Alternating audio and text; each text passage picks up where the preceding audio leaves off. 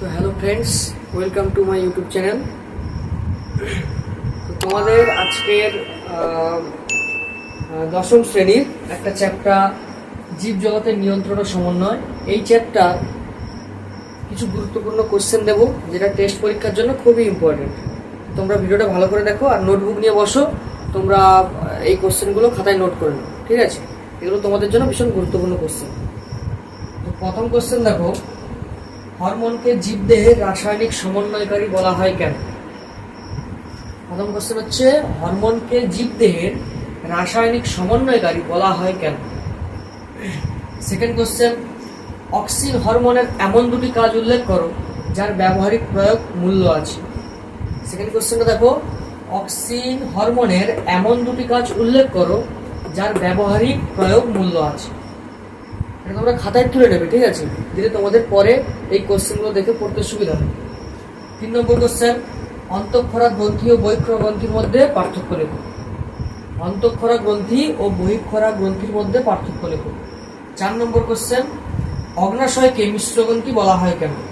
4 নম্বর question কি, অগ্নাশয়কে মিশ্রগ্রন্থি বলা হয় কেন? 5 নম্বর কোশ্চেন, আপৎকালীন হরমোন হিসেবে অ্যাড্রিনালিন এর দুটি কাজ উল্লেখ করো। তোমরা দুটো দিতে পারো বা দুটোর অধিকও দিতে পারো, কারণ প্রত্যেকটা কোশ্চেন 2 নম্বর করে, ঠিক আছে? প্রত্যেকটা কোশ্চেন 2 নম্বর করে এখানে। আপৎকালীন হরমোন হিসেবে অ্যাড্রিনালিনের দুটি কাজ উল্লেখ করো। এটা 2 এর বেশিও দিতে পারো, ঠিক আছে? 6 নম্বর কোশ্চেন কি, চলন ও গমনের মধ্যে পার্থক্য আর হচ্ছে অ্যাকশন ও ডেনড্রনের মধ্যে পার্থক্য। এখানে তোমরা চেষ্টা করবে 4টে করে পার্থক্য দেওয়া, 4টে করে পয়েন্ট দেওয়া, ঠিক আছে? তাহলে নাম্বার কাটার সুযোগ পাবে না। চলন ও গমনের পার্থক্য এবং অ্যাকশন ও ডেনড্রনের পার্থক্য। 7 নম্বর কোশ্চেন কি বলেছে, স্নায়ুগ্রন্থি কাকে বলে? স্নায়ুগ্রন্থি কাকে বলে আর হচ্ছে উদাহরণ দেবে, ঠিক আছে? 2 নম্বর কোশ্চেন মানে এখানে উদাহরণ দেবে।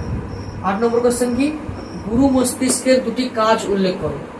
গুরু মস্তিষ্কের দুটি কাজ উল্লেখ করো। সরি, এটা নরম বানাবে।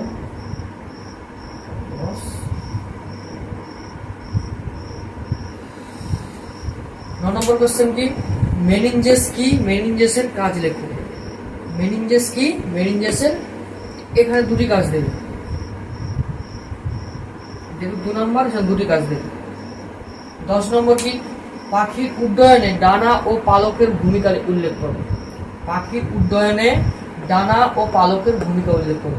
এটা 2 নম্বরের জন্য এসছে। এখানে তোমরা শুধু ডানা আর পালক দিয়ে পয়েন্ট দেবে, কিন্তু যদি এটা 3 নম্বর বা 5 নম্বরে আসে তাহলে তোমরা পয়েন্ট দিয়ে লিখবে, দিলে ওখানে নাম্বার কাটার সুযোগ থাকে না, ওখানে পুরো ফুল নাম্বারই দিয়ে দেবে।